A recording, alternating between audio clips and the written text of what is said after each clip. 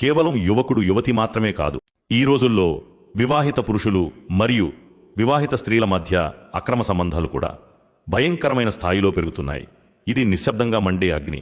కానీ ఒక్కసారి చెలరేగితే ఇళ్ళు భస్మం, బంధాలు ధ్వంసం, పిల్లలు అనాథలుగా మారిపోతారు. ప్రజలు అంటారు, కేవలం మాట్లాడుకున్నాం, మనసు కలిసిపోయింది.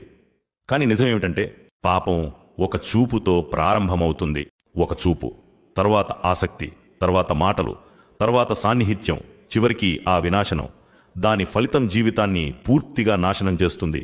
అందుకే అల్లాహ్ సూటిగా వ్యభిచారం చెయ్యవద్దు అని మాత్రమే చెప్పలేదు, కాని ఇలా ఆజ్ఞాపించాడు, వ్యభిచారం దరిదాపులకు కూడా పోకూడదు సుమా.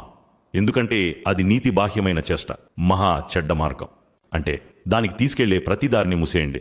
విచారకరమైన విషయం ఏంటంటే నేడు పాపానికి మూలంగా మారినది మొబైల్ ఫోన్లు మాత్రమే కాదు, మన జీవనశైలి మొత్తం పాపాన్ని ఆహ్వానిస్తోంది. దుస్తులు శరీరానికి కప్పడానికి కాకుండా ప్రదర్శనగా మారే జీవనశైలి. శరీరం దాచబడటానికి బదులుగా బహిర్గతమవడం ప్రారంభమవుతుంది. కళ్లను రక్షించడానికి బదులుగా ఇది బాధితుడిపై దృష్టిని కేంద్రీకరిస్తుంది.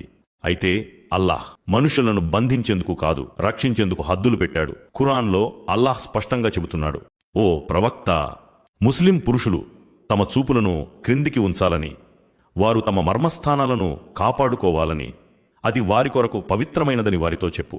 తరువాత స్త్రీలకు ఇలా ఆజ్ఞాపించాడు, ఓ ప్రవక్త, ముస్లిం స్త్రీలు తమ చూపులను క్రిందికి ఉంచాలని, తమ మర్మస్థానాలను రక్షించుకోవాలని బహిర్గతమై ఉండేది తప్ప తమ అలంకరణను బహిర్గతం చెయ్యరాదని, తమ వక్షస్థలాలపై ఓణీలు వేసుకోవాలని వారితో చెప్పు.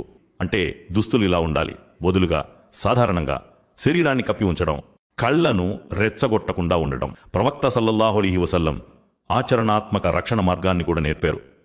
ఏ పురుషుడు ఏ స్త్రీతో ఒంటరిగా ఉండకూడదు, ఎందుకంటే మూడవవాడు శైతానవుతాడు. ఆయన సల్లల్లాహు అలైహి వసల్లం ఇలా అన్నారు, ఓ యువకులారా, వివాహం చేసుకోండి. అది చూపును శుద్ధిగా ఉంచుతుంది మరియు శీలాన్ని కాపాడుతుంది. వివాహానికి స్తోమత లేనివారు ఉపవాసం పాటించాలి, అది కోరికలను నియంత్రిస్తుంది. ఇస్లాం పాపంపై ఉపన్యాసం ఇవ్వదు, ఇస్లాం దారులను మూసి పరిష్కారాలను తెరుస్తుంది. అంటే ఇస్లాం కోరికలను అణచివేయమని కాదు, వాటికి సరైన దారిని చూపిస్తుంది. ఓ నా తల్లి, ఓ నా సోదరీమణి, ఓ నా కుమార్తె, ఓ నా సోదరులరా, అల్లాహ్ చెబుతున్నాడు, తన పవిత్రతను కాపాడుకున్న వారికి స్వర్గం ఉంది, హద్దులు దాటిన వారికి బాధాకరమైన శిక్ష ఉంది. ఇది కేవలం పరలోకానికి మాత్రమే కాదు, ఇది ఈ లోకంలోని వినాశనం కూడా. గుర్తుంచుకోండి, పర్దా స్త్రీపై అణచివేత కాదు, అది ఒక కవచం, అది గౌరవానికి చిహ్నం. ఇది స్వేచ్ఛకు వ్యతిరేకం కాదు, వినాశనానికి వ్యతిరేకం.